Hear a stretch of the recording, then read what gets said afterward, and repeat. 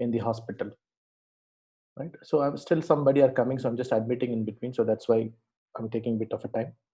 So as you had seen, this is the basics neuro schema of how we check for gulf, the gait, higher mental function, cranial nerves, motor system, reflexes, coordination, involuntary movements, the sensory system, and the skull and spine. So as you can clearly see here that we had already finished our motor system examination, and we had finished reflexes, and we have finished the coordination, especially with related to your cerebellar function. So the next part is involuntary movements. This has two parts, today's parts and inshallah the next week. So today's part, I would just give a simple overview. So what are we going to do today is that we'll have simple video based session where I would give a simple overview of how to use the correct description words when you are seeing an abnormal movement. That is the point number 3 here. Okay, because it is most of the the diagnostic errors happen when we are not able to define, or we are not able to properly describe a movement disorder. Okay, right? So this particular talk today would focus upon how we can use the right words to describe a particular movement disorder, a basic idea about the control of movements, how we can classify the movement disorders, and some outline of a common movement disorders and a visual approach of how to identify movement disorders. I am not going into the individual details of movement disorders like Wilson's disease or neuronal brain iron accumulation disease or mitochondrial disease or Huntington's disease or Parkinson, where individual diseases are extensive. We are not focused on individual etiologies here. Like the last session, I would have a polling system. Like I have just 4 questions in this particular session. So in between, just stay attentive, try to answer those questions via the poll, so that I will also be sure that how many of you are able to follow my talk today.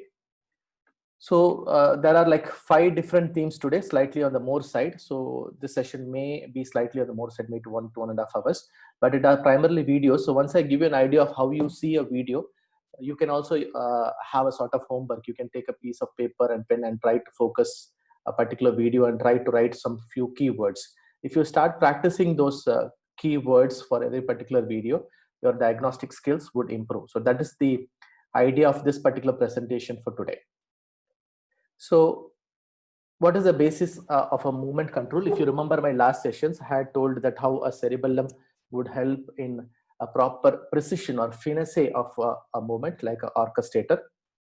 Similarly, basal ganglia and thalamus has also a very important role. If you can remember, this slide is from the last presentation where I had told that a particular movement requires a decision making. You need to plan for a moment, and your decision that I'm going to do this particular moment, I'm going to take a pen up, I'm going to lift a pen, I'm going to wear my chapel, okay, I'm going to open the door, and these particular moments are decided by your cortex and by your association cortex.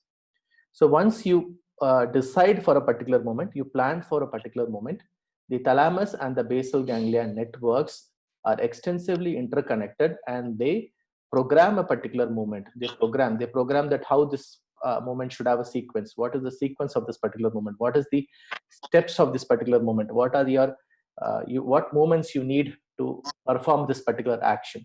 So this particular programming is done by your basal ganglia and your thalamic networks, along with brainstem and feedbacks from cerebellum. And as you know, once you start executing a movement by your pyramidal tracts and extrapyramidal tracts, your cerebellum will give a feedback to your cortex and association cortex, and ultimately your movement is very precise. So these are the 4 key steps. You decide about a movement. The movements is programmed in the brain by the subcortical structures like thalamus and basal ganglia, and then the movements are executed by your tracts, pyramidal tracts and extrapyramidal tracts, and there is an excess of precision, or precision is brought about by your cerebellum, right? So all of you know what are involuntary movements. I told you last time. A movement, a coordinated movement is one which is very precise. This is what I told last time. What is a coordinated movement? A movement that is very precise in terms of rate, range, force, direction, and sequence of the intended movement. It's called a coordinated movement. Then what is an involuntary movement? So an involuntary movement is that when you're not able to perform a particular movement, that is, it is either the loss of a voluntary movement, or it is occurrence of voluntary movement unwantedly. Like if you have your normal movements, but it happens unwantedly at unrequired times. You don't want this particular movement to happen, but that particular movement happens, like an intrusion, an unwanted movement, or an intrusion of any other new quality movements in the absence of neuromuscular weakness. So the important key point here is that there is no weakness. Okay, so in the presence of a significant weakness, you may not call it as a true movement disorder. Okay, of course, when you have a weakness, you can have some degree of motor incoordination and some degree of abnormal movements, but to define as a proper movement disorder like dystonia or chorea or Parkinsonism, there should be absence of a neuromuscular weakness. So an involuntary movement is either impaired performance of a voluntary movement or intrusion of new quality movements in the absence of a neuromuscular weakness.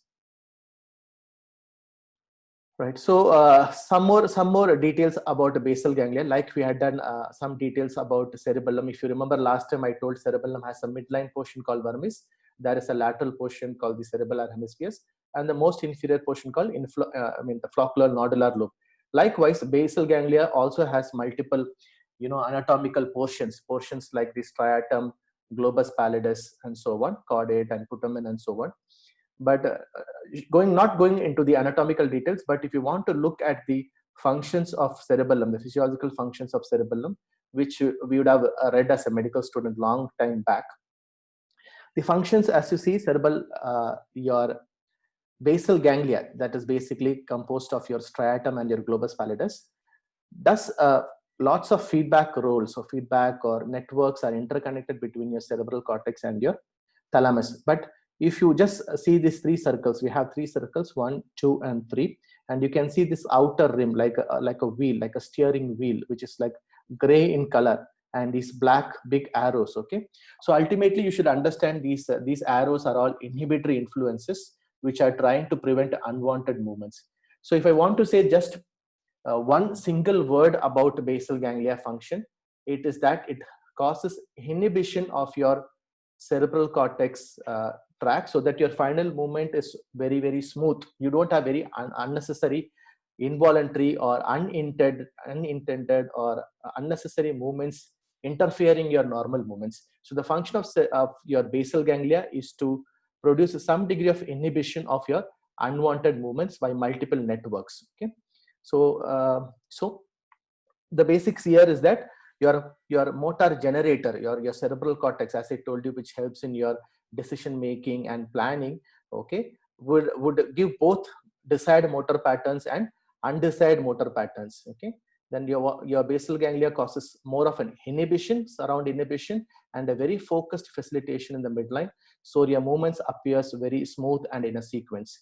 So this inhibition or a basal ganglia is more of a break onto the cortex pattern generators. So the final outcome is that the unwanted movements are prevented, so the movements are very precise and very smooth. Okay, so if you want to remember as a young doctor, if you want to remember, one of the main key function of a basal ganglia is that it provides good degree of inhibition of your to the cortical network, so that the movements is very smooth and precise. So naturally you can understand the loss of basal ganglia makes the movements very imprecise, and the sequence are too much altered, and there are too much unwanted movements. That's what we are seeing as chorea and dystonias. So basal ganglia, as you know, that when you see a child, you can have both increased movements and decreased movements. Like decreased movements, we call it as Parkinsonism features, where a child will have very difficult to move his limbs or difficult to walk. He becomes almost like a robot. So both these increased and decreased movements can be explained by your networks of your basal ganglia. There are three main networks: the hyperdirect pathways, which is by which the cerebral cortex directly influences your thalamus, just going through a subthalamic nucleus.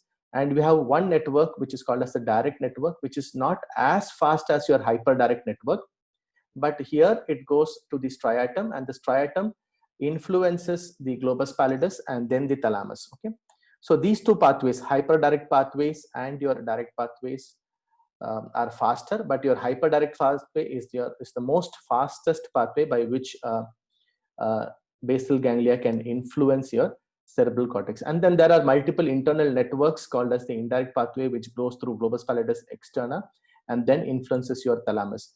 Now, you may be wondering that why I'm talking about these direct pathways and indirect pathways and hyperdirect pathways, etc. But these are clinically important to understand where do you have a basal ganglia lesion. Okay, as I told you, basal ganglia lesion can produce increased movements like chorea and dystonia and tremors, and it can cause decreased movement like Parkinsonism. So these pathways are the ones which are naturally affected. For example, if your direct pathway is affected and if there is loss of dopamine from the striatum, okay, so there are many neurotransmitters inside this basal ganglia network like dopamine and acetylcholine.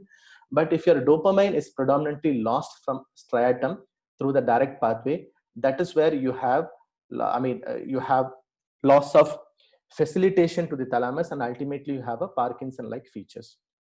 So what happens in the hyperdirect pathway? The hyperdirect pathway is from the cortex through the thalamus via the subthalamic nucleus. And as you can see, the final work of this hyperdirect pathway is to inhibit your cortical networks. So just imagine what will happen if there is lesions of subthalamic nucleus. So if you have lesions of the subthalamic nucleus, that is a portion which is very inferior to the basal ganglion, very just below the thalamus, a part of basal ganglia. If your subthalamic nucleus is lost, your hyperdirect pathway is damaged, and there is a loss of inhibition. So when there is a loss of inhibition, you have a lot of violent movements like balismus. So there is a basic understanding, neuroanatomical or a neurophysiological understanding to how different pathways can cause different type of movement disorders. If your direct pathway from the striatum to the thalamus, as I told you, primary neurotransmitter is dopamine. If this is lost, you see the normal function of direct pathways is to facilitate the thalamus, okay? And if that is lost, there will be excess of inhibition, and so you have hypokinesia and akinesia and bradykinesia and lots of Parkinson features. If your indirect pathway, which is primarily from striatum but globus pallidus externa, okay, if this is lost, normally it has an inhibitory influence. So if this inhibitory influence is lost, you have predominant positive influence or a facilitatory influence leading to dystonias. So just to repeat again, these are the three pathways. As you can see, two pathways here, okay, two pathways here, the hyperdirect pathway and the indirect pathway as an inhibitory influence. Remember the last slide I told you, basal ganglia is more about producing inhibition to your cortical networks, and one pathway, that is your direct pathway, as a facilitatory influence. So if your direct pathway is decreased or damaged because of loss of substantia nigra and loss of striatal neurons, you have Parkinsonism.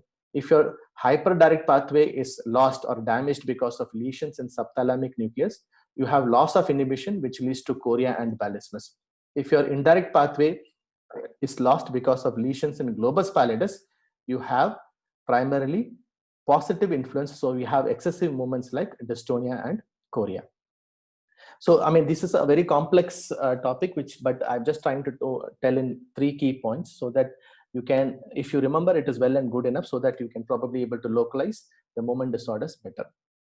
So this slide again is more of a slide which probably you can remember. Again, related to the last 2 slides, what I've just told about how the networks work. So if there is loss of dopaminergic neurons in the striatums, you usually have Parkinsonism or dystonia. If you have lesions in the globus pallidus, very typically after a kernicterus brain injury. So if you have a kernicterus or a neonatal jaundice, which is very more, bilirubin-induced neuronal damage will affect your indirect pathways in the globus pallidus externa, and so you have a dystonia. Lesions in the subthalamic nucleus leads to loss of inhibition, and so you have balismus.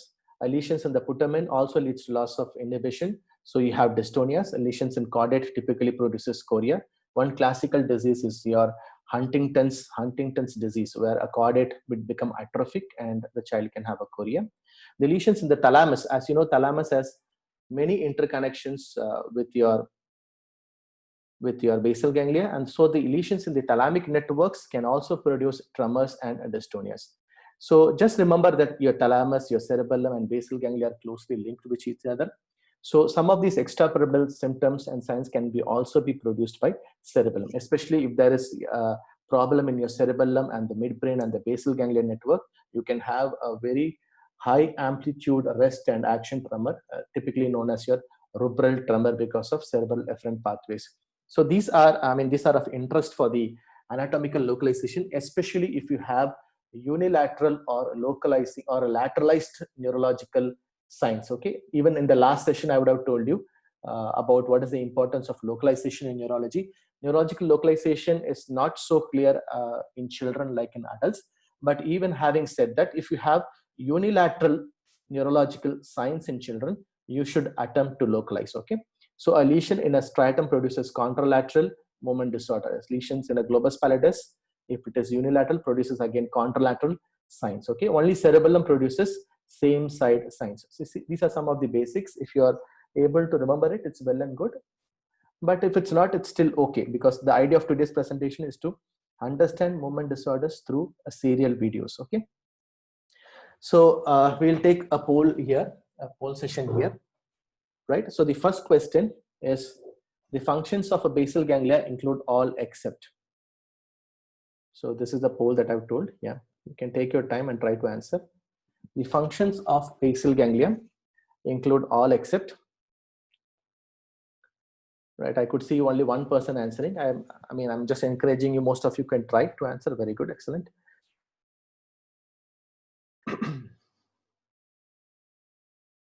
Right, so I can see almost 50% of you have answered, but all of you can just give it a try. I will not be knowing that who is answering and who is not answering, so it's still okay. Right, so we have around 2/3 have answered the question. I'll give like 5 more seconds. Good. So whether the basal ganglia is an except question, which is wrong. So there are 3 correct answers and 1 wrong answer. Okay, so whenever I put an except question, there are 3 correct answers and 1 wrong answer. You have to find what is the wrong answer, except. So right, yes, most of you have answered, and most of you have answered correct also. Almost 2/3 have answered. The answer for this is that basal ganglia has no role in planning of the movements. Okay, the planning of the movements is a function of your cerebral cortex and association cortex, your frontal lobe, your orbitofrontal cortex.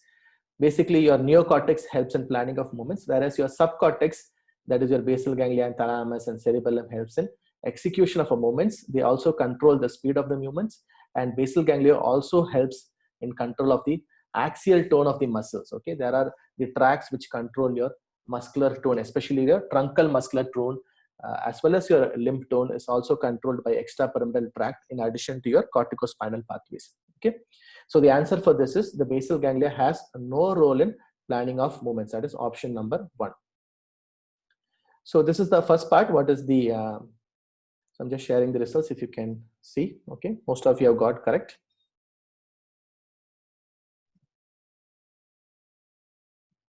Right, so we'll go to the next part. So how would you classify a movement disorder? So having understood that basal ganglia can cause both increased movements and decreased movements. Okay, and basal ganglia helps in sequence of movements, the speed of the movement, the tone of the movement. The simplest classification of a movement disorder related to basal ganglia and the thalamus and the subcortical structures is that, are the movements hyperkinetic or are the movements hypokinetic? Okay, which means, is the movement very fast appearing to your eyes, or whether the movement seems to be reduced. Okay, whether the movement seems to be increased or whether the movement seems to be reduced.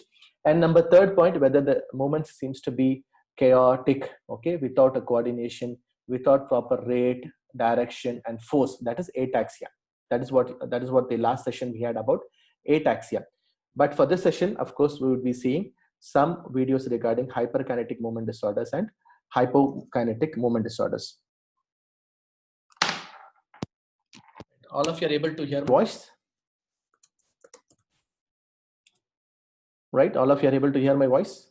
Yes, somebody can message me. Yes, good, thanks.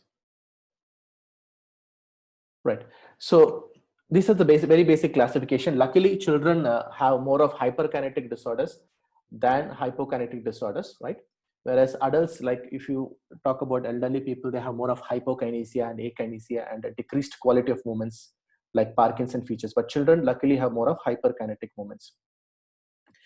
So one important thing, and which I would be emphasizing repeatedly in this particular very basic session, is that we need to use the right description word when you are seeing a particular movement.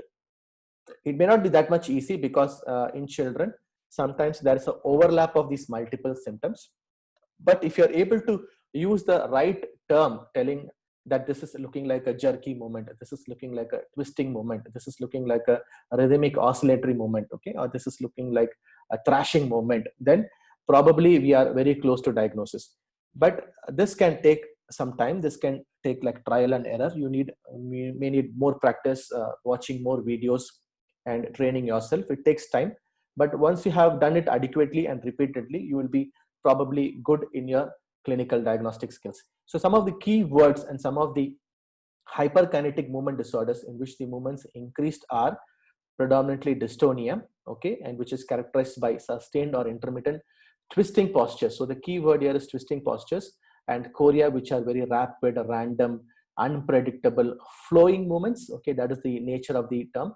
And athetosis, which usually accompanies dystonia and your chorea. It is usually very distal, small, writhing, okay, or moving snake-like movements, very small, snake-like, slow movements, writhing movements, okay, or a worm-like movement is athetoid movement, whereas a balismus is a very rapid thrashing, flinging, kicking movements, thrashing movements is balismus.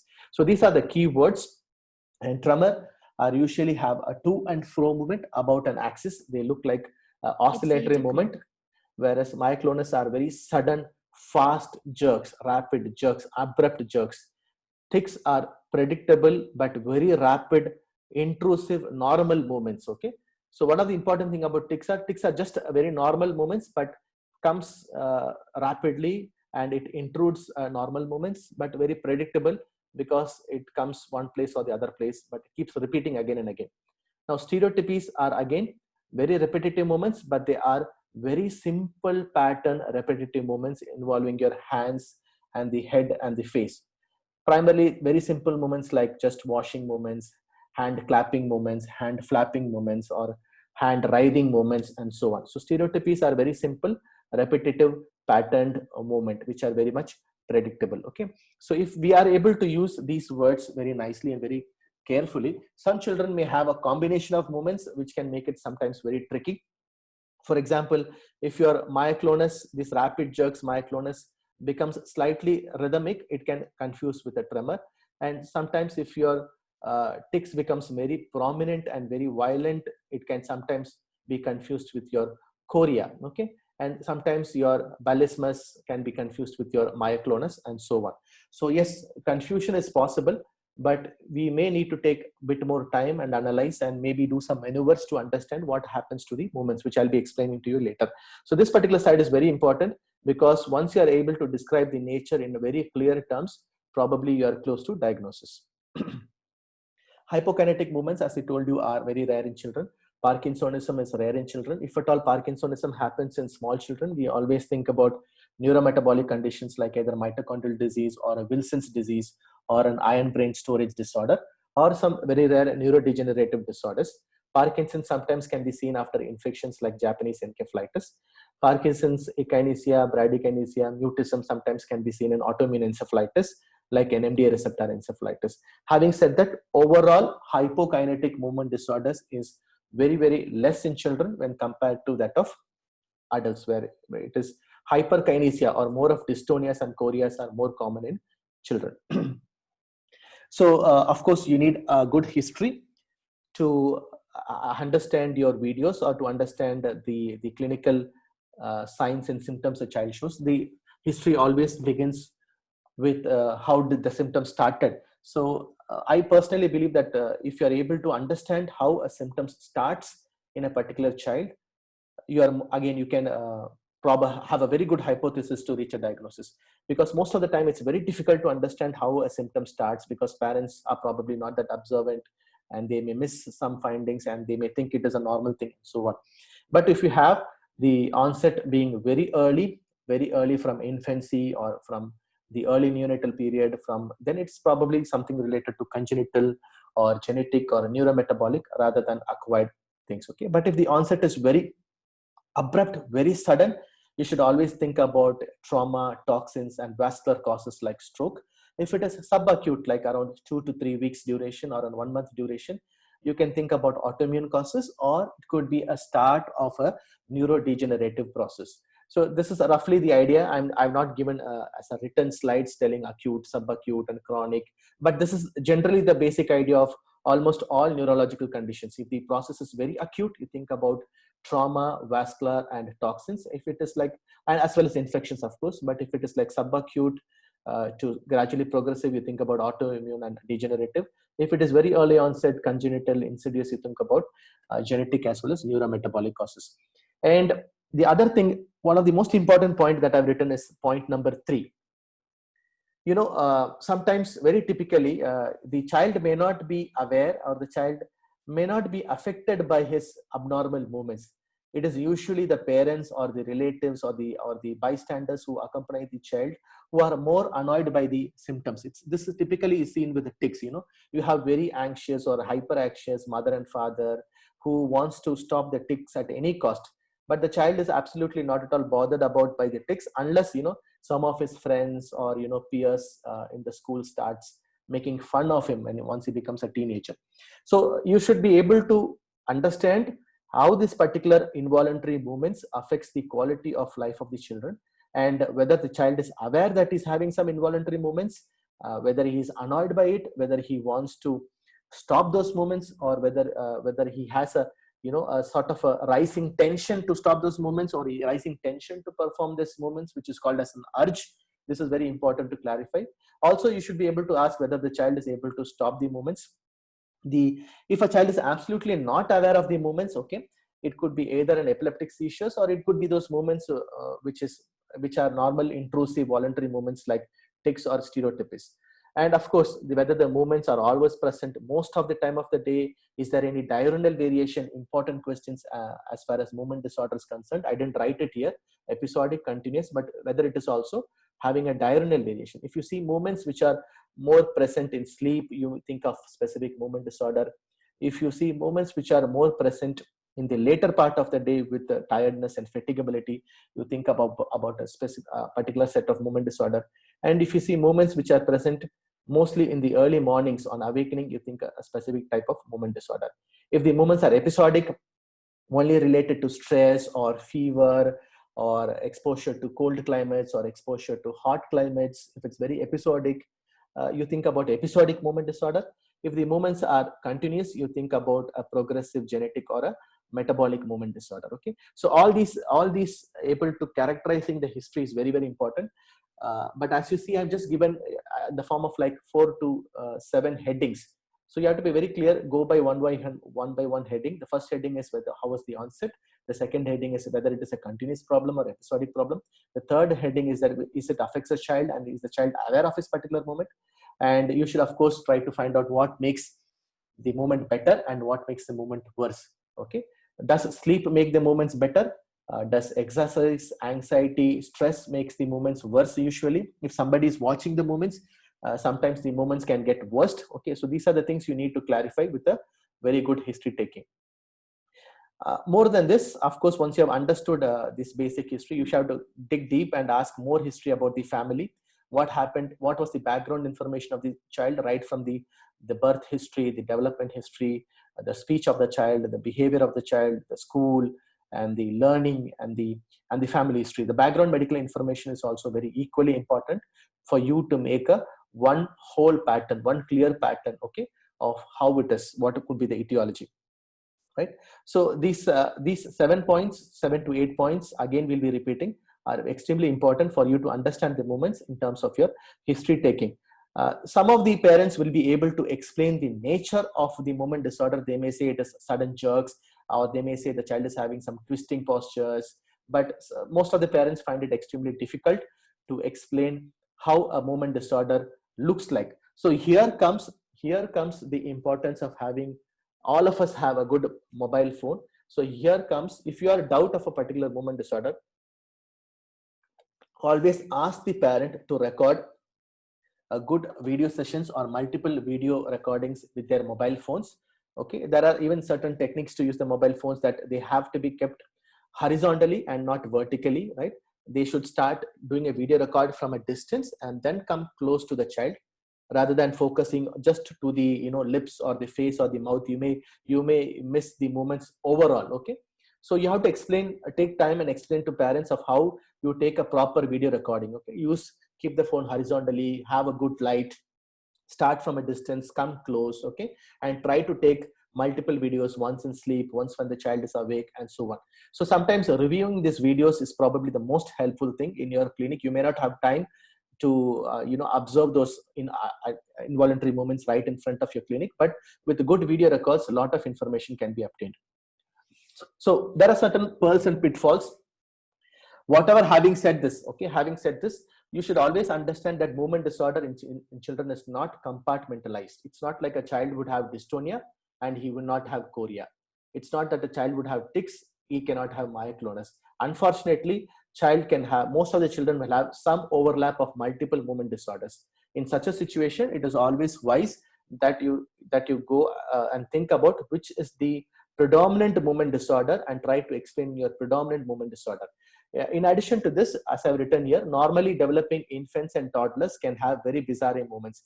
I will not be explaining the normal transient developmental movement disorder in this particular class, but next class, inshallah, when I'm talking about seizure mimics, I will show you one full category of your developmental movement disorder, which are nothing but benign movements which can be seen in infants and toddlers and newborns, which can confuse the clinicians.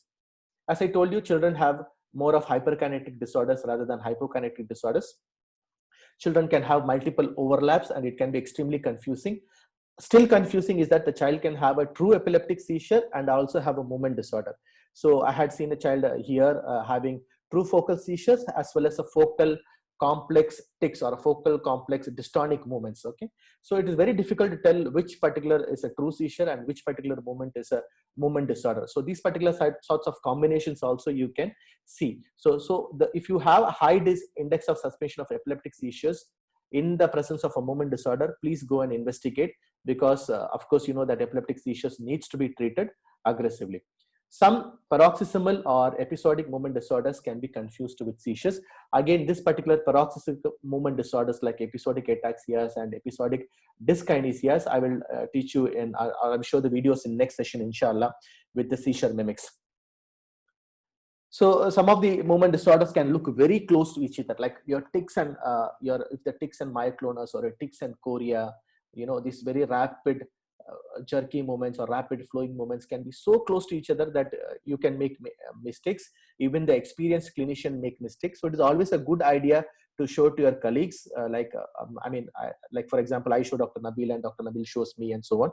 So better just to show to 2 or 3 of your colleagues and get a uniform consensus of what this movement disorder could be. So sometimes you can have very bizarre combinations, very unpredictable nature, varying and having features of distractibility, having features of lack of pain, like a pseudo labella indifference phenomena, very indifferent child, a teenager or a 10-year-old presenting with multiple abnormal movements, then you should think about psychogenic movement disorder. This also I will show you, inshallah, in the next sessions about psychogenic movement disorders, right? So this is in essence about the classification of a movement disorder. We have a hyperkinetic movement disorders and hypokinetic movement disorders. So that brings on to your second question, okay? Maybe I didn't explain about Parkinsonism, but let us see. The features of Parkinsonism include all except. So this is your second question, right? So I'm launching the poll, right? The features of Parkinsonism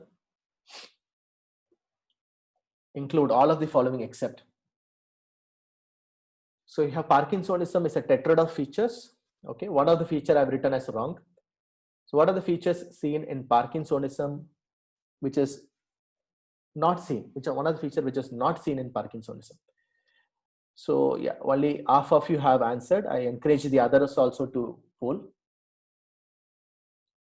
Good, we'll give some 10 seconds more. I need some more to poll, some more answers. Good. So most of you are getting it correct. So that's pretty good. Right? That's it. So nobody wants to answer more. Okay, fine. So the answer for this is postural hypotension. It is not postural hypotension. Parkinson patients or Parkinson children will have significant rigidity. They are almost like a robot. They have difficulty in moving. They can have akinesia or bradykinesia. They have tremor. Right, one of you can unmute yourself. Sorry. Right. Right. I'll sort of mute everyone. Right. So yeah. So Parkinson does not have postural hypotension. Okay, they have a postural instability. They have falls because of loss of your axial balance or truncal balance, but they do not have postural hypotension. So the answer is here. Answer is option number 4, postural hypotension. Almost all of you have got correct. That's good. Right, now how to use the right descriptors. So the third part is the most important part of today's session. How are we going to use the right descriptors with the videos? So maybe some of you can have your pen and pencil and just think about the videos and try to analyze them. Okay, right. Whenever you start with the descriptors, it is always good to begin with your first impressions. And once you start, you can have your first impression and then you can have a second part of impression. It's always better to go in 2 parts. So the moment you see a child as a first impression, the thing that we can always observe is whether the movements are quick or whether the movements are slow, whether the movements look like very rhythmic movements or whether the movements are very rapid and chaotic and intrusive, or jerk-like quality to them. These are the quick observations that you can have in 2 to 3 minutes. And once you can take more time to understand what happens to the movements at rest, what happens to the movements when you do particular actions, are you able to suppress the particular movements, what happens when you ask the child to write, what happens when you ask the child to draw, what happens when you give a specific task like holding a cup and so on. Okay, so there are 2 components. Again, I'm just put this 2 components very clearly. So the initial observations are only very clear 4 to 5 points.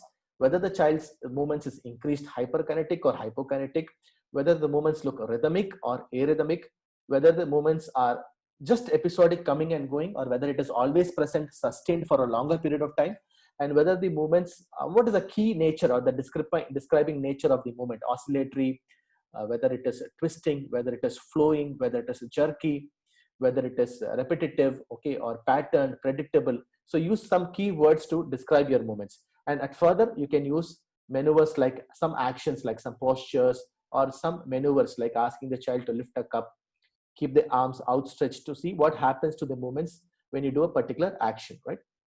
And whether the movements are predictable or unpredictable. So if you keep observing a movement for a longer period of a time, and if the movements are repetitive in the same sequence or the same model, those are examples of predictable movements. If the movements are like absolutely unpredictable, then you think about a specific categories of movement disorders. Like, so for example, so let's see what happens, what are the rhythmic movements and what are the absolutely chaotic arrhythmic movements. Let me start from arrhythmic movements. Arrhythmic movements are very simple. The chaotic movements or unpredictable movements are usually chorea and myoclonus and balism. Okay, so balism, chorea and myoclonus are the movements which are usually very, very unpredictable. Dystonia also sometimes can be unpredictable, especially if the dystonia increases. Then you may have a significant amount of unusual movements which you don't normally expect. But rhythmic movements, the predominant rhythmic movements are usually tremor, because they are like always having a rhythmic nature. It's like a sequential movements, to and fro movements.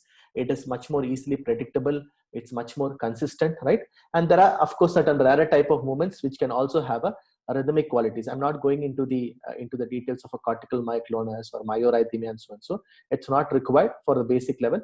But understand, if I say about a rhythmic movement, the first thing that should come to your mind is a tremor. And the moment I say arrhythmic movements or a chaotic movements, the thing that should come to your mind are chorea, balism, and myoclonus. Okay, I hope that's clear.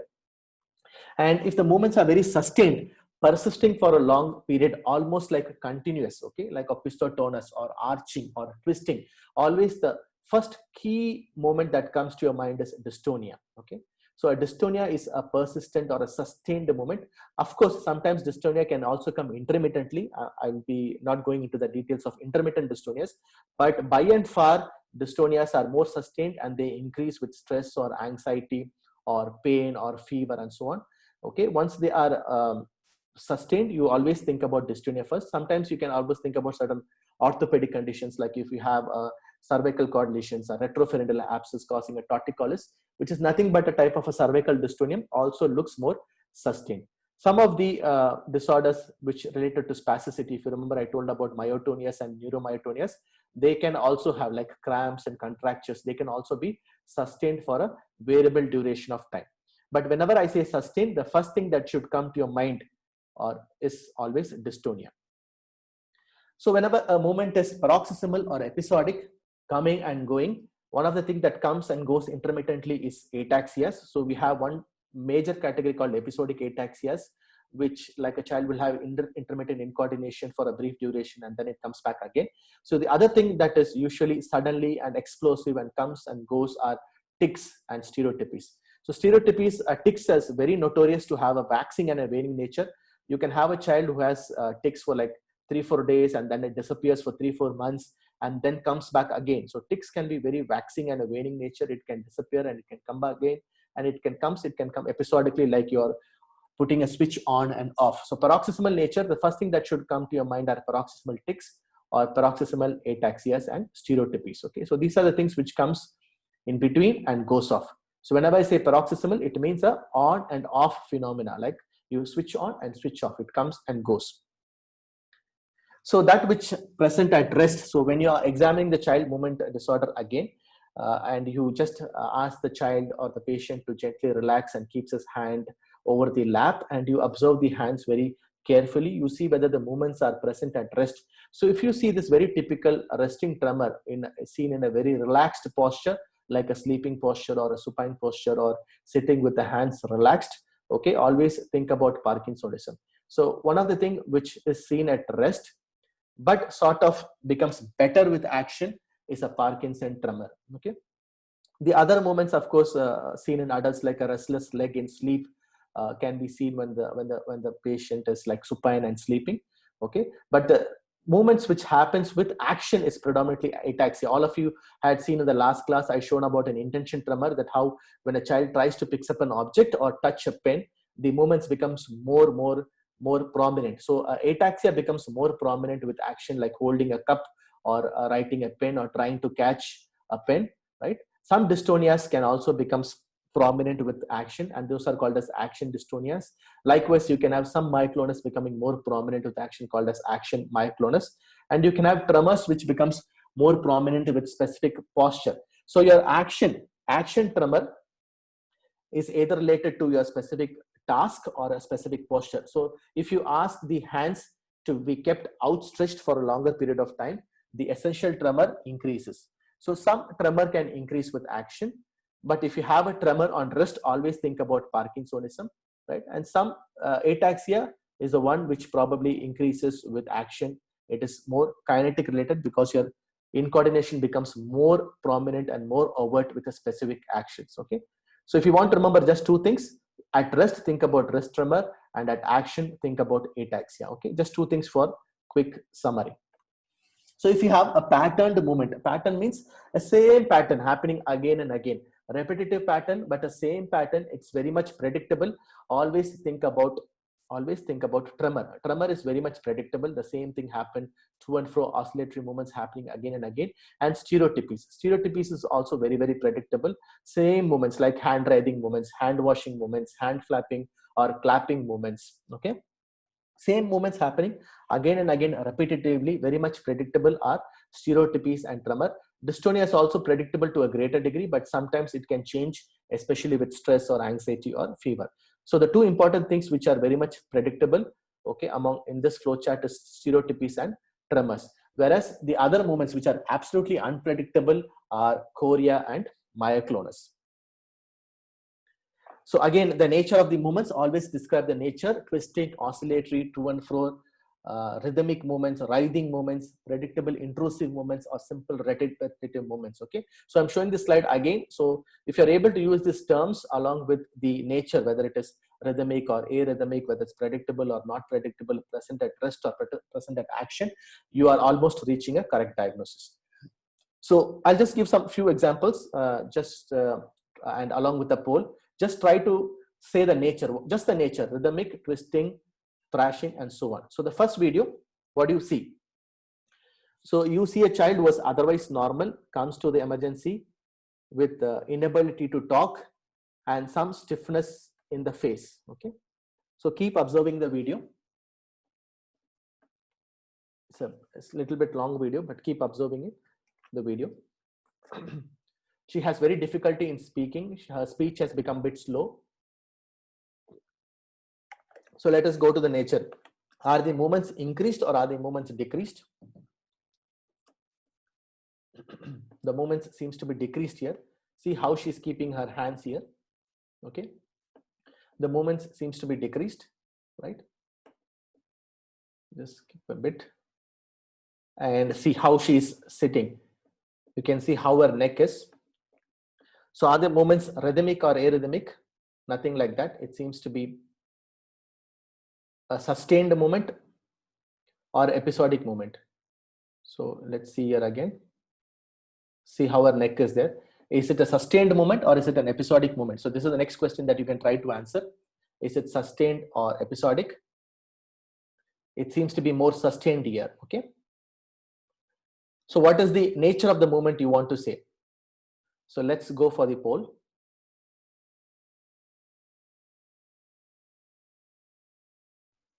Right. So what do you want to say regarding the nature of this particular movement?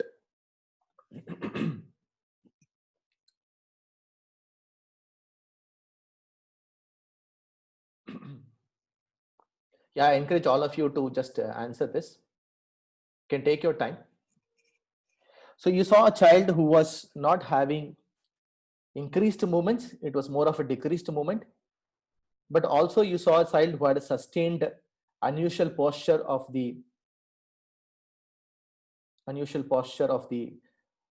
left upper limb and unusual posture of the neck. Okay. The history was that she had some vomiting and diarrhea. She took some medicines for that. And subsequently, she had this difficulty in speech and this difficulty in this particular movement. Only 50% of you have answered. I'll just wait for like maybe 10 more seconds. Please answer so that, please try to answer the poll. So it's like useful for all of us. We'll know how much have you understood. So I just want to say, what do you say the nature? What you saw here? How was the neck and how was the hands? What did you see as a nature of these movements?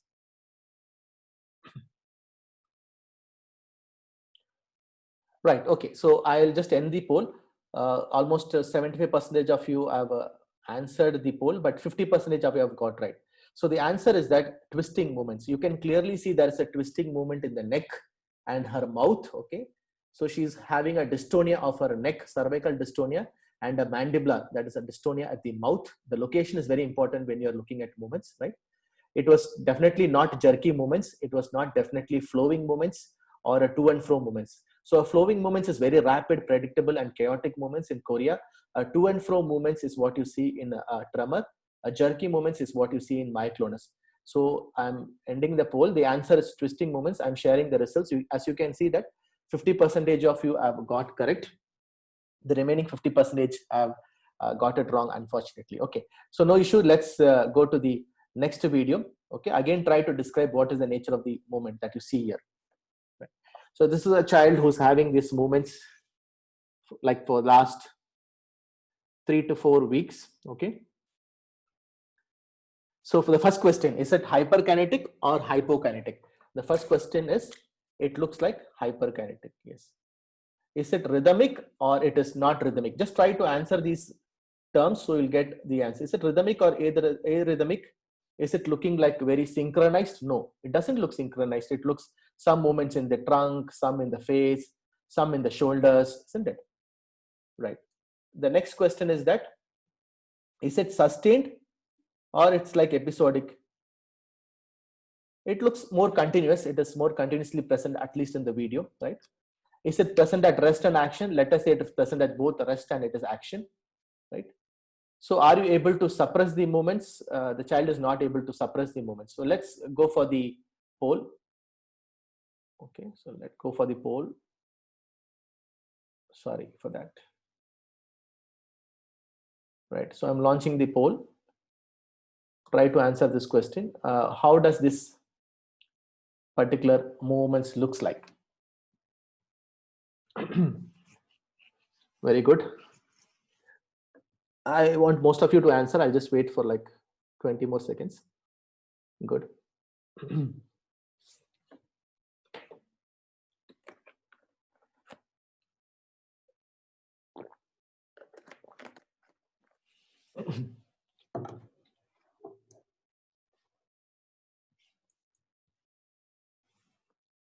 Right. So I think almost 75% of your answered. There are like 4 or 5 you have not answered for the polls. But good. So I will just end the poll and I'll show you the results. Most of you have got it correct. So as you can see, the answer is flowing movements. Okay. Some of you have written sudden jerky movements. I will not say, of course, there were in between slightly jerky movements in addition to those flowing movements. But as you carefully observe the video again, let me go just back. If you carefully observe the video again, okay. Right.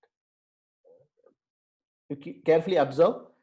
Okay, it's like a flowing movement starting in the trunk, going to the face, going to the shoulder, thrashing here and there, okay, giving in between small jerks. So this very unpredictable chaotic movements, okay, which is almost continuous, is a very typical of your chorea. So this is a very typical chorea, which in children is usually a Sydenham's chorea after post infection or streptococcal infection, but can be genetic and metabolic as well. Okay, so this is your typical chorea. So I'm happy that most of you have got correct in this particular video. Right. So now we'll just briefly discuss about individual movement disorders. Okay. So having given an idea of what are you going to look at, you're going to look at the rhythmicity, you're going to explain the type of movement, right? You will see whether the movement can be stopped or not. Is there an urge? Can the child suppress the movement? What aggravates the movement and what relieves the movement? Having understood that, we'll quickly have an idea of different types of movement disorders. We'll start with the dystonia. So dystonia is a hyperkinetic movement disorder which has sustained twisting postures usually. Sometimes there can be intermittent twisting postures. You have to look at the location always of a movement disorder where it is. And so a dystonia can involve the whole body, or it can involve only the limbs. It can involve the part of the body or a particular segment like the face and the arms. So it can be a segmental dystonia. Okay. A dystonia can start very suddenly if it is secondary to drug induced, but usually most of the dystonias that we see in children are either secondary to genetic or metabolic causes, like primary dystonias and secondary dystonias. Okay, so dystonias, there are certain features. They increase with anxiety and they increase with stress, but some of the dystonias can have task specificity. For example, some dystonias happens only when you do a particular task. An example is your writer's cramp or a writer's dystonia. That particular dystonia will not be present otherwise, but when a child starts to write, his handwriting becomes bizarre because he can have a writer's dystonia. One important feature of a dystonia is what is called overflow phenomena, and overflow phenomena can be explained by a Froment's line.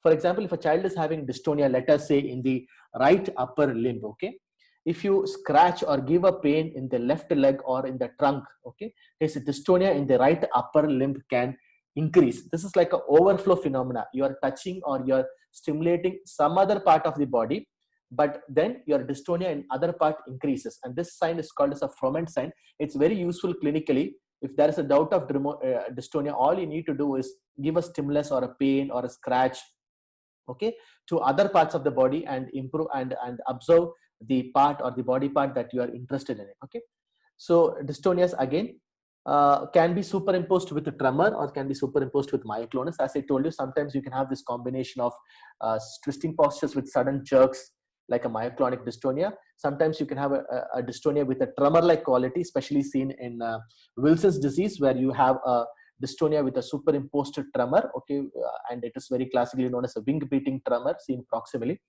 So these type of overlap can happen.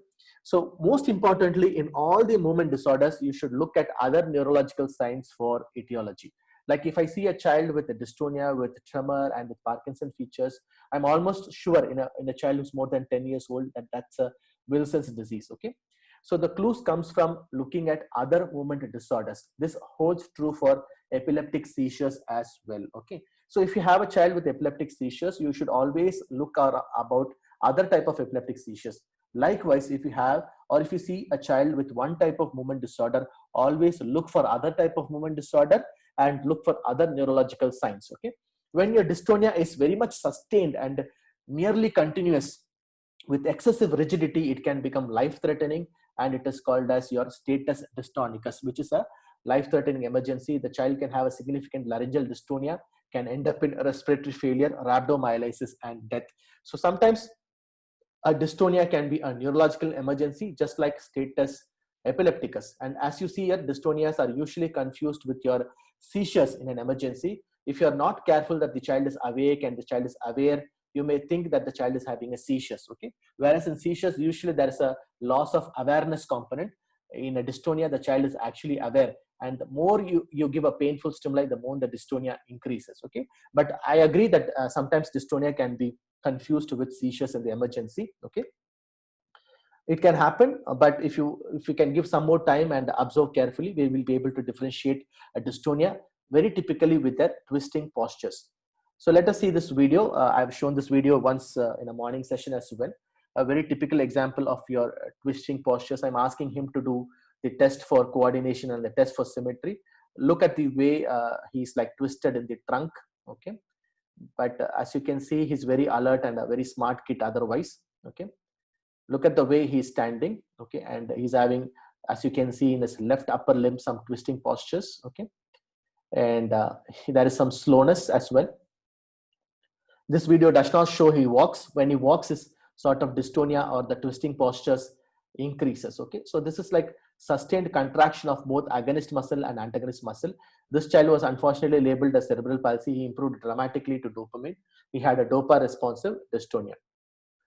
So this is another child in the emergency, right? Look, we're giving a pain, that's arching, okay, like arching, and you can see the twisting postures in the legs, like plantar flexion and twisted posture of the legs, twisting postures here in the left upper limb, okay, and arching at the back while giving a pain, right? So this sort of twisting postures in a child who is in a critical care setup shows about status dystonicus or a basal ganglia or a thalamic injury in a child with encephalopathy. So status dystonicus can be a medical emergency, right? So this is a dystonia with opisthotonus and arching. So this also includes your decerebrate and decorticate posturing related to your raised ICD. That's also a type of dystonia.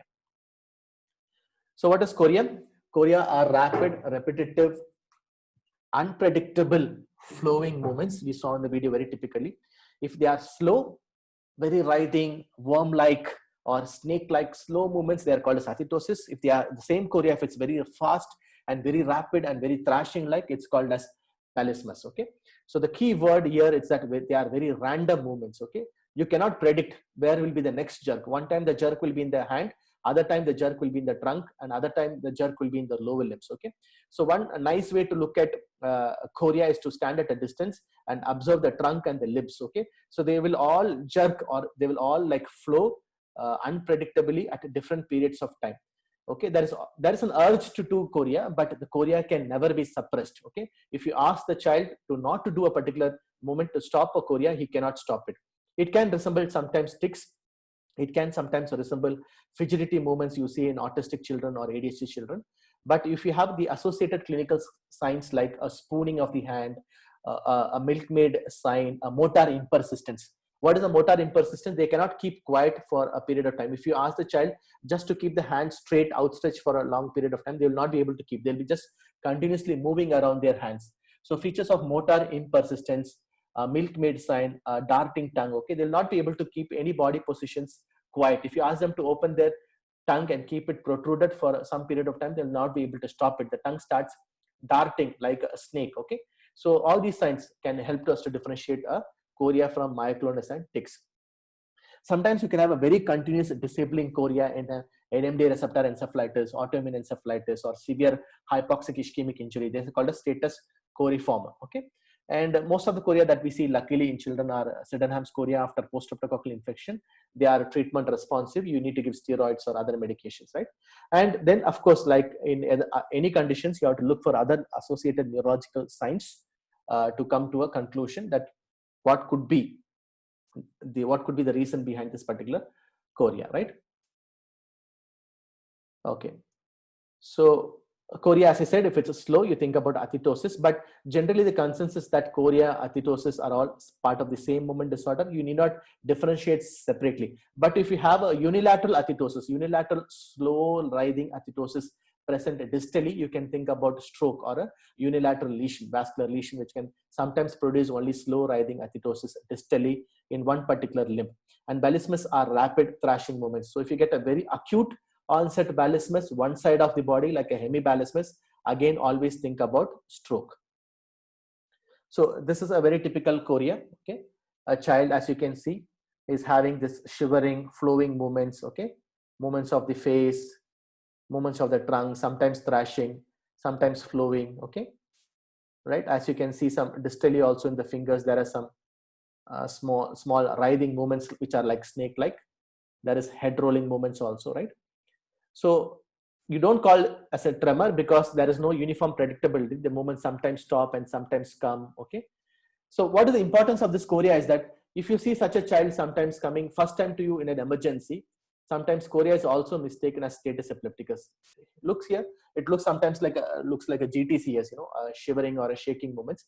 But if you carefully observe, there is a flowing nature to the movements, sometimes distal, sometimes proximal to the trunk, to the neck, and so on. Okay, so this is an example of a typical chorea. This child had a neurometabolic conditions like neurotransmitter disorder. And here, this child, if you carefully see, has a hemichorea. Okay, there is a chorea, as you can see, a flowing chorea, movements, flowing movements, uncontrollable, chaotic movements in the left upper limb and the left lower limb. So this sort of chaotic movement, okay, but which is,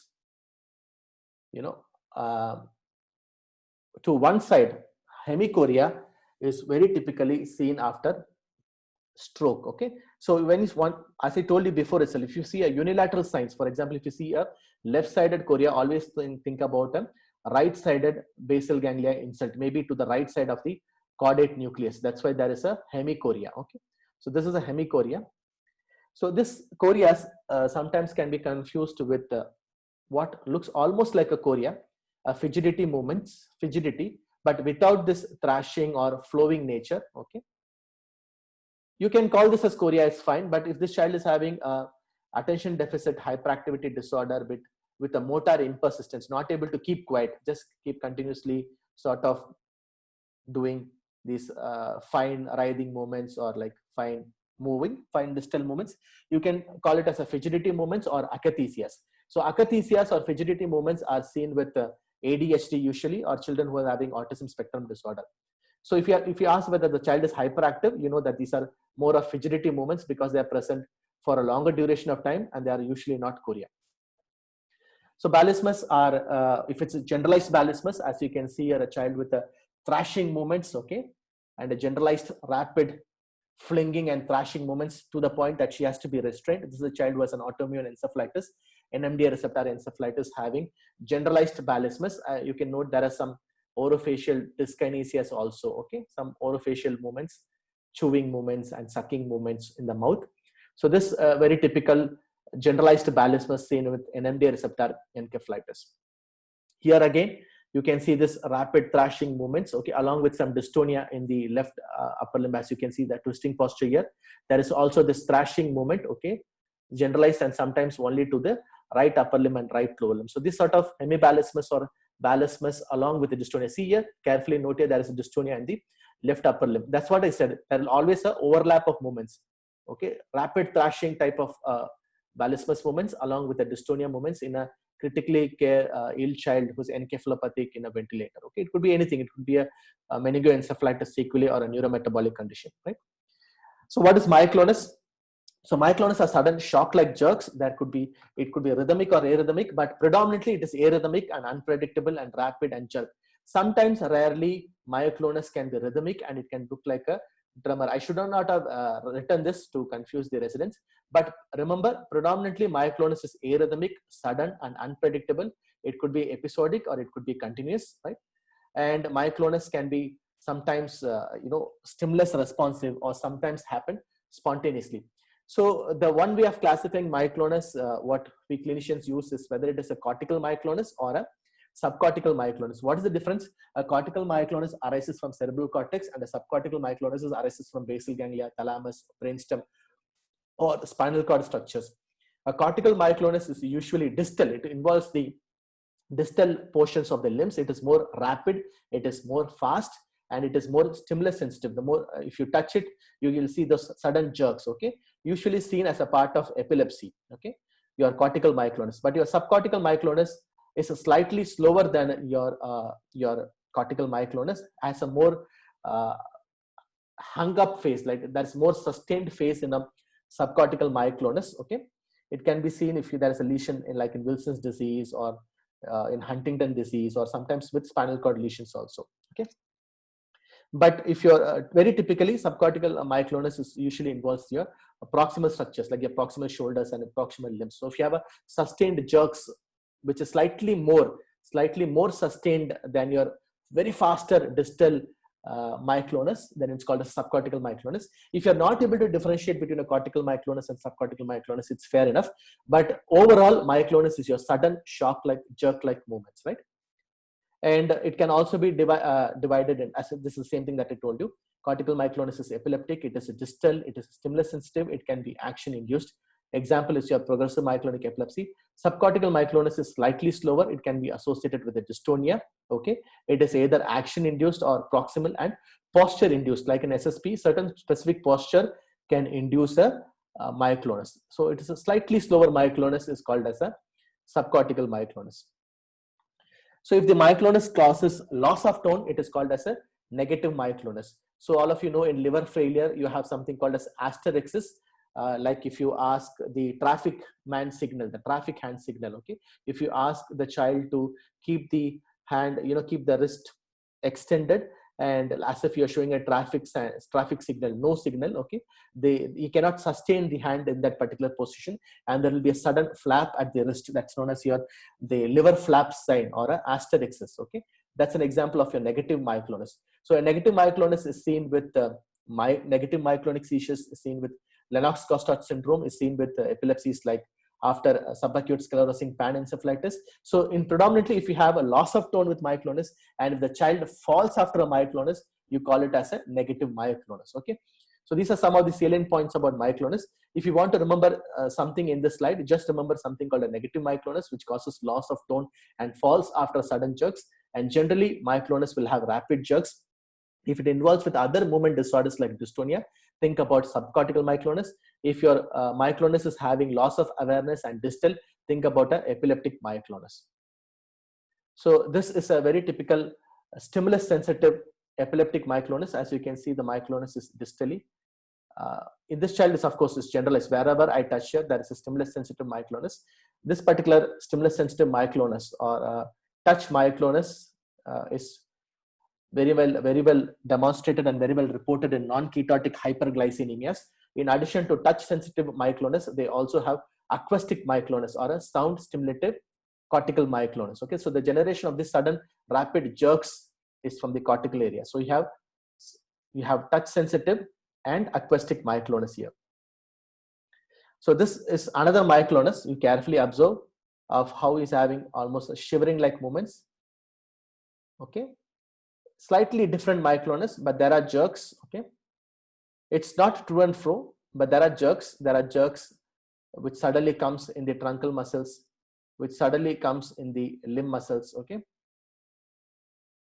I mean, these sort of multifocal myoclonus, these are called as multifocal myoclonus because these jerks involve multiple muscle groups.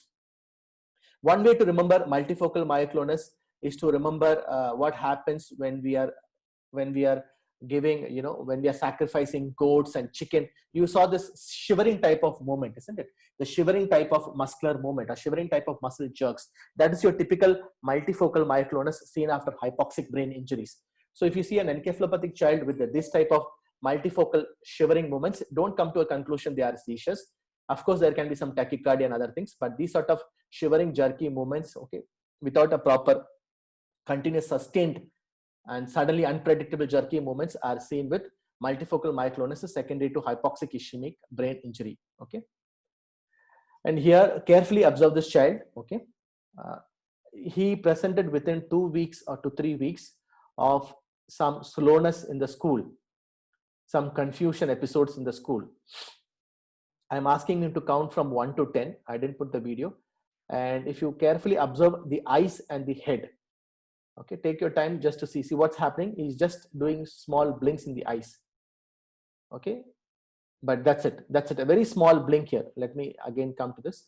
Just carefully notice here right now. Yes, there's a small blink here or a small head drop. Yes, this one. That's it. A very small head drop, a very subtle head drop where he's just slowly bending the head and causing a small eye blink. Okay, so this is a negative myoclonus which is seen in SSP, subacute sclerosing panencephalitis, after a measles, after early neonatal, early infantile or childhood measles. He's presenting with a subacute sclerosing encephalopathy after measles infection. And a negative myoclonus, a periodic negative myoclonus, is very classical of SSP. What is periodic? In this video, I'm asking him to count from 1 to 10. So every 10 seconds, he has this negative myoclonus. Every 10 seconds, there is a periodicity to it. So once you see this a periodic nature, every 10 seconds, there is a myoclonus. It's very, very classical of SSP. It's a negative myoclonus, right? So these are tics. Tics, as I told you, are predictable movements, but they are caricature of normal movements, like blinks, like jerks, like some little bit thrash, etc. But usually they involve the face and the upper lips. One interesting point is that tics are never seen in the lower limbs. Okay, right? Sorry, I'll go back. So, and the another important point is that there is always urge and suppression. So if you ask the child, don't do this particular movement, he will feel an irresistible amount of tension to do a particular movement. He will not be able to control that particular movement. He will not be able to keep quiet. After some time, he will do that particular movement. But if you ask him to control for some time, he will be able to control it. So urge and suppressibility are two important features of tics. Tics can be associated with ADHD, learning issues, and so on, right? So as you can see here, this child, I'm just trying to distract him by doing some exercises, but see his eyes, he is doing this repeated eye blinks, okay, especially when he's more stressed out and more anxious. So tics are simple movements. These are just a simple eye movements, but they increase on anxiety. They can affect the attention, okay? And they are nothing but repetitive simple movements which are predictable, but which can be controlled by the patient. This is another example of a child, see, who is having this like neck twisting movement, like some twisting movement. As you can see very carefully, he is keeping his both hands in his trousers, so that, you know, he doesn't, you know, can control it to some extent. Can you see some you know, neck roving movement, some shoulder shrugging movement? These are looking like a very much normal movements, but if they increase, yes, so there is some truncal involvement, some twisting nature to it, okay? But if you ask him to stop for some period of time, he'll be able to stop it. So urge and suppression are two important features of tics, okay? Even though chorea can have urge, stereotypies can have urge, they will not be able to suppress. But a child with the tics will be able to suppress this movement for some period of time by doing some sensory tricks like folding the hands or keeping the hands in the pockets and so on. These are known as sensory tricks. So what are stereotypies? Stereotypies are very simple, repetitive movements, okay? Like hand washing movements, hand flapping movements. Again, they do not involve the lower movements. Sometimes they can be very much complex, but usually it can go off when you're able to distract the child, or when you're able to, it can go when it distract, or it can sometimes increase when the child is anxious or stressed and so on. It usually involves the face, the fingers and the wrist and the more proximal portions of the upper limbs. There is no urge, but the movements can be suppressed or can be stopped by distraction, okay? So like tics, the movements can be stopped, but one of the important difference between tics and stereotypies is that they are very simple movements. As you can see here, this child is having just a hand clapping movements. So whether a hand clapping movements or a hand writhing movements are examples of tics, okay? They can be distracted into these movements, okay? These are slightly more complex stereotypies where he does this rotatory movements. They are not simple movements. And this complex stereotypies, when you see, you should think about rare conditions like malformations. This child had a rhomboencephalosis. So this child is having a rhythmic movement. It's a predictable movement, but these are rotatory movements, okay? And these rotatory movements are a type of a complex stereotypies, and these were secondary to malformations, okay? So tremors, as you know, are rhythmic to and fro movements. It can be with rest or it can be with action. And with action, if it's due to a specific posture, you call it as a posture tremor. And if it's with a specific task, you call it as a task tremor. And if you do a specific action like reaching objects, it's called as a kinetic tremor or an intention tremor. So basically, there are only two types of tremor: rest tremor and action tremor. Rest tremor is seen with rest, improves with action. Example is Parkinsonism. Action tremor is not seen at rest, but gets aggravated with actions or posture or specific task. So these are how tremors classified. Tremors are also classified based upon their frequency into fast and slow tremors or violent tremors and so on. So But for basic understanding, just know there's a rest tremor secondary to Parkinsonism, and there's an action tremor secondary to, or an intention tremor secondary to cerebellar illness. And a postural tremor, when you do outstretched hands, can be seen in cerebellar lesions and essential tremor, or with hyperthyroidism. And a task-specific tremor, sometimes when you, with only specific tasks, like, playing a piano or writing handwriting, you can have a very specific task-specific tremor. So like a task-specific dystonia, you can have a task-specific tremor, okay? And again, like in any conditions, look for the associated neurological signs. If you have like dystonia, or if you have myoclonus, always think about complex neurological illnesses.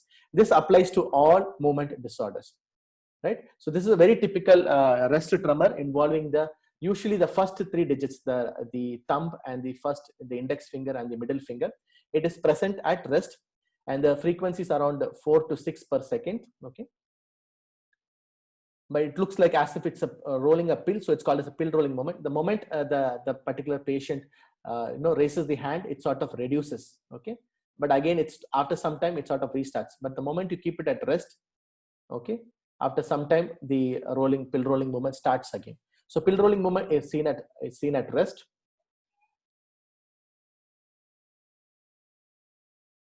Yeah. So the next question is postural tremor. As you can see, if you stretch the hands, postural tremor aggravates. So postural tremor with outstretched hands can be seen with essential tremor, okay, or can be seen sometimes with very mild neuropathies, okay. So this is how you check for a postural tremor. It is rhythmic, it is to and fro, and here, of course, the doctor starts checking about the gait as well, okay. So this is again a typical action tremor, which increases, as you can see, when the child is trying to put water into the cup, the tremor component increases, okay. So action tremor increases with specific actions, usually indicates a cerebellar involvement or a midbrain involvement, okay. But what you can definitely say is that an action tremor does not involve Parkinsonism features, okay. It's not related to Parkinsonism, so the circuits are slightly different. And this intention tremor is also a type of action tremor, but it increases in the end of the movement. Towards the end of the movement, the tremor sort of increases, and that's what is known as an intention tremor, classically seen with your cerebellar lesions. So some unusual tremors are there, like wing beating tremor, ruptural tremor, bobble doll tremor, orthostatic tremor, and so on. I have those videos, but I'm not showing here. I'll just show some example of bobble doll tremor, which is common in children. It could be no-no movements or yes-yes movements. So in this child has like a no-no movements of the head, okay, slow frequency head tremor, no-no movements, okay, like this. The moment you see a bobble doll tremor, you should rule out brain pathologies, especially third ventricular cyst or third ventricular lesions, okay. This is another child who has this no-no type of movements, okay. Like sometimes it can be yes-yes type of movements as well, no-no followed by yes-yes. The moment you see a bobble doll, always rule out structural lesions. If structural lesions are not there and the family has history of essential tremor, then this could be a very benign tremor which can disappear after a period of time, okay. So this child has both a no-no and yes-yes type of tremor.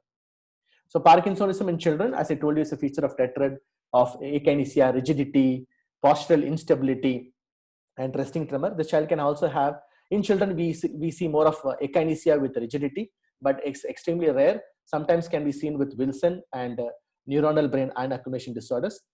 Here is the example of Parkinsonism. You can see the face, how it is like mask-like.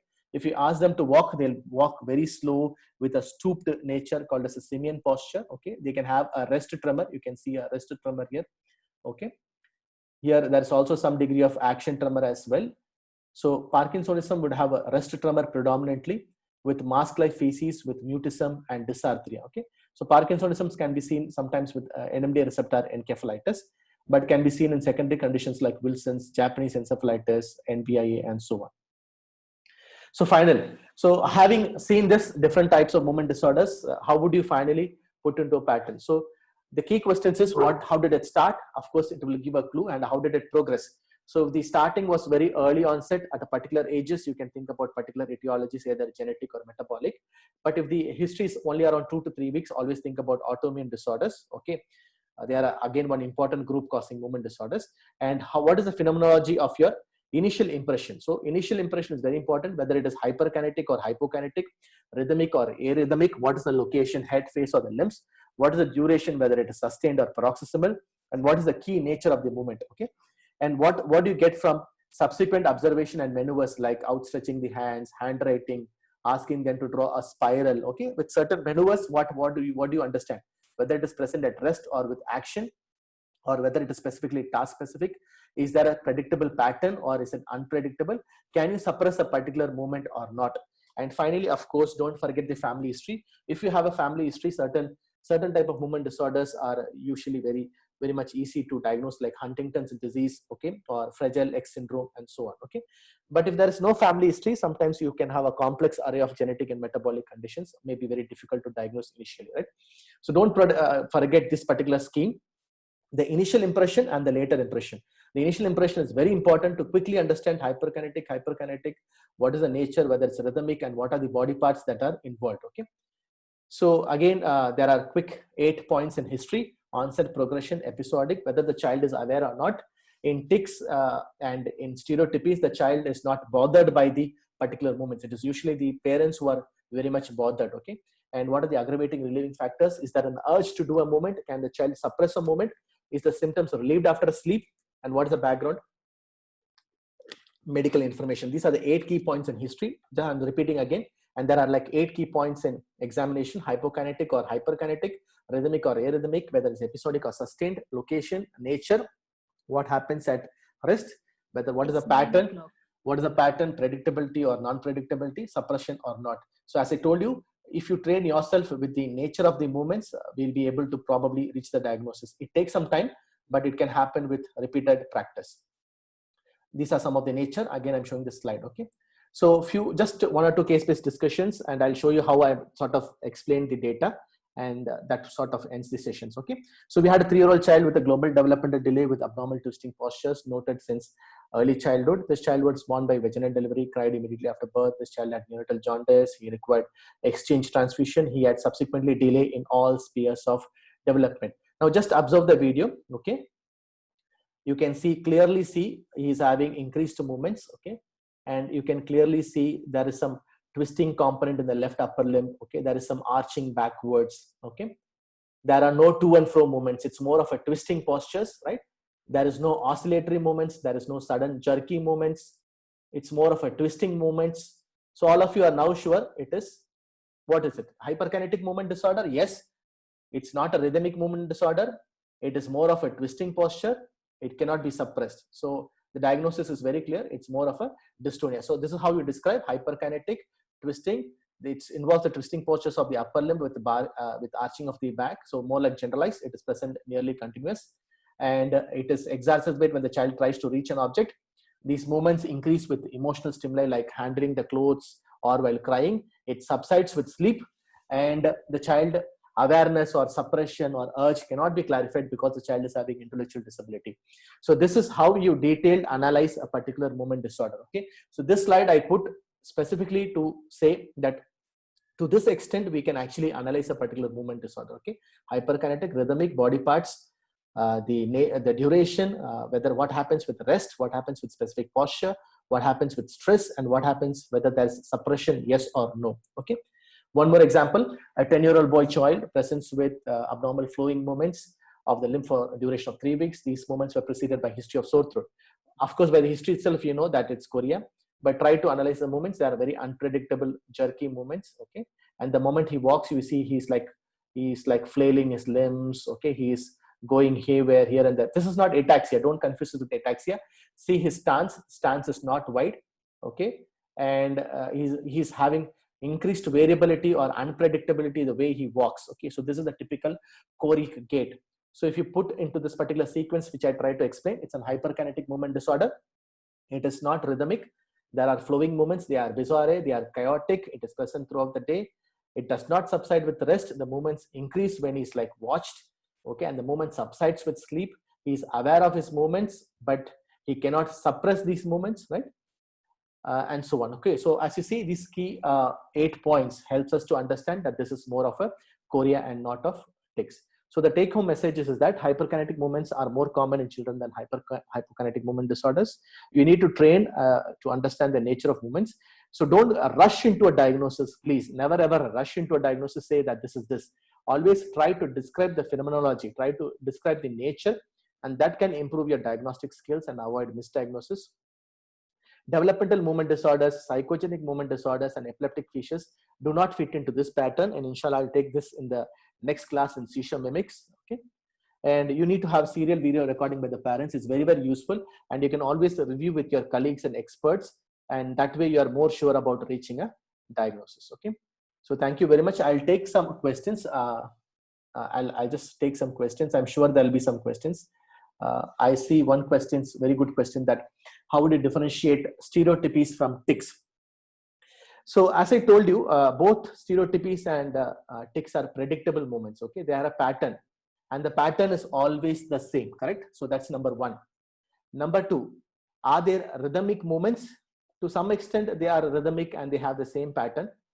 But one of the important difference between stereotypies and tics is that stereotypies are more very simple movements like oscillation, okay, rounding movements, shaking movements, hand flapping movements, okay, hand writhing movements, clapping movements, and so on. They are very simple movements, and they just involve the hands and the face, okay, and they happen when the child is bored or distracted or more anxious. Whereas tics is something which comes predictable, but it comes like more in burst. It comes more in burst, okay, and the child can suppress tics to some extent, but stereotypies, if the child is like intellectually disabled, he may not be able to suppress a stereotypies, but it can disappear with a distraction. But if a child is having tics and the child is cognitively alert enough, if you ask him to suppress, he will be able to suppress a tics.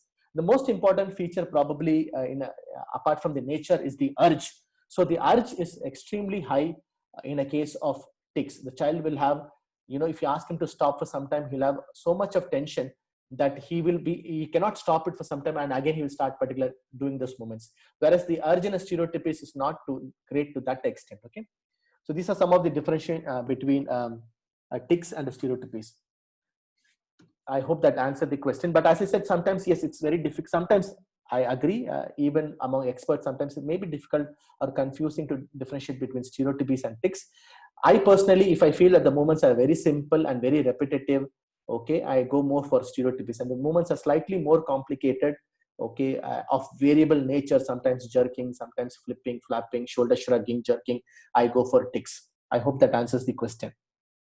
The second question is again a very interesting and a very nice question by Dr. Tawfiq, as usual. Dr. Tawfiq has asked, what is the differentiation between an atonic seizures and a negative myoclonus? It's a very relevant and a very pertinent question. And the next question is that how will you differentiate paraparesis from segmental dystonia? It may be too high five in this forum, but I will try to answer it. And how will you distinguish between head tremor and tics? Okay, so the first question, how will you differentiate between an atonic seizures and a negative myoclonus? Now, the atonic seizures do not have a sudden jerk nature. It's more of a collapsing nature. If you observe very carefully in children with the Lennox-Gastaut syndrome, okay, their head drops are much more faster and they collapse rapidly. Whereas in a negative myoclonus, there is a small jerk component followed by a loss of tone. Having said this, there are clear EEG markers differentiating between atonic seizures and myoclonic seizures. So sometimes, me personally as pediatric neurologist, if you are not able to differentiate between atonic seizures and a negative myoclonus, it is the EEG which gives the clue.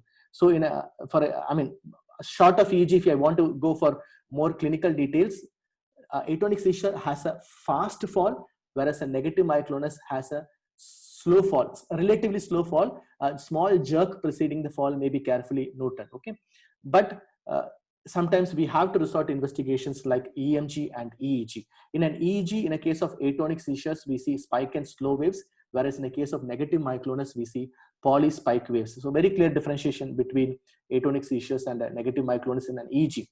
Having said that, both atonic seizures and negative myoclonus can be there in the same child, like a child with the Lennox-Gastaut syndrome. He can have both the type of seizures. Okay, whereas a child with SSP has more of negative myoclonus than atonic seizures. So these sort of complexities can arise, but if the fall is very fast without a perceptible jerk with a collapse, I would think about atonic seizures. If the fall is relatively slow with a small jerk preceding a fall, I would think about negative myoclonus.